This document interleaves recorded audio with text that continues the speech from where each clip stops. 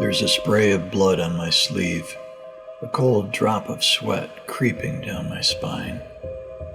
Armed men filter past, hands toward the fire, eyes moving in the dim light. I lower my head, keep to the shadows. I am here to do one thing. I can see him across the courtyard, hands tied behind his back. An angry voice rises on the wind, falls silent as he replies. Someone steps toward him, arm raised.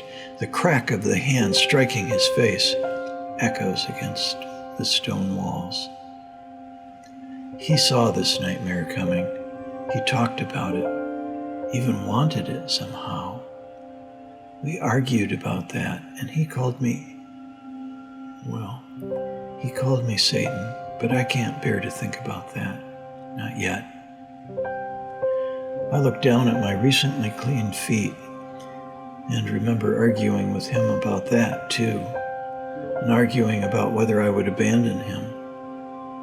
We argued a lot lately. Well, I argued. 4 days ago, he rode into Jerusalem as king, and the city roared in celebration. And now he's in chains? The mob that came to arrest him last night, they yelped and fell to the ground when he spoke, like dry leaves before a gale. Why did he surrender?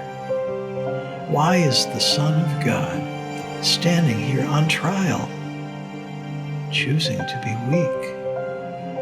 And why am I here, trembling in the belly of the beast, pretending to be strong? I watch a soldier walk by, then jump as a girl steps in front of me, tilts her head, meets my eye. She scans my rough clothes in the firelight, seems to stop at the blood. "Hey," she says in her little voice, Are you one of them?"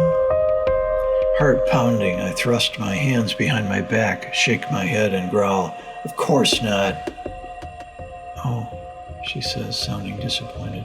I ignore her, look around to see who might be listening, hope she will shut up and go away. It's not what he would do. I know that. I promised to do this one thing, to stay with him. A promise that came so easily in the daylight, surrounded by people who loved him. I pull the cloak tight around my shoulders, glance behind, see that I can still reach the gate, can still escape. As I hesitate, urgent whispers swell nearby. I turn and see trouble. A large man stomping toward me, nodding, his finger rising to point at my face. "I saw you there, didn't I, when we arrested him?" I shake my head as fear rattles in my chest, springs out of my throat. "Not me. I don't know him." The man beside him laughs. "Well, that's funny. You talk just like him. What's a country boy like you doing in Jerusalem? At the high priest's house, no less, just when Jesus shows up." His hand moves to the hilt of his sword. It took only an instant, but I will always remember. You choose to be brave. You pray to be brave. But to be afraid, you do nothing. Fear takes over, speaks for you, gladly sacrifices everything that is not you. I tell you, I don't know the man."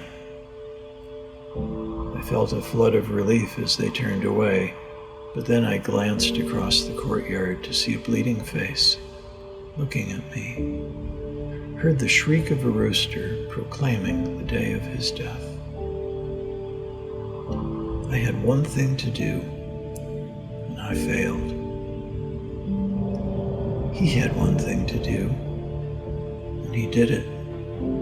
That afternoon, as we stood staring, he died for us. We betrayed him. How I wept. it looked like the end of the story, but it wasn't. And a few days later, I saw him on shore, waiting for me. He did not speak of the promises I had broken, the arguments I had lost, the friendship I had denied. He spoke kindly to me, spoke only of love, but I could not forget. I had one thing to do, to stay with him, but I could not do it. But the one thing he had to do, the dying I had fought and never understood, I began to see it now. What looked like the end was really the beginning.